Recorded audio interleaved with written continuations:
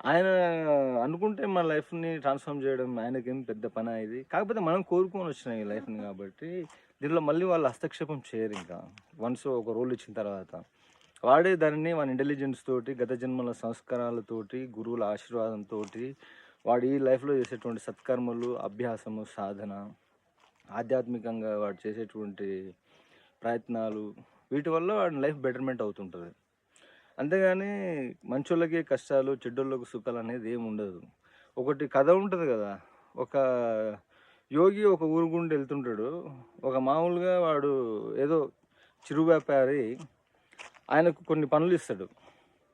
ఆయన దీవిస్తాడు. దీవించినప్పుడు వాడు చాలా తోటలకు యజమాని అయిపోతాడు వాడు. తర్వాత అక్కడి నుంచి వెళ్తుంటాడు.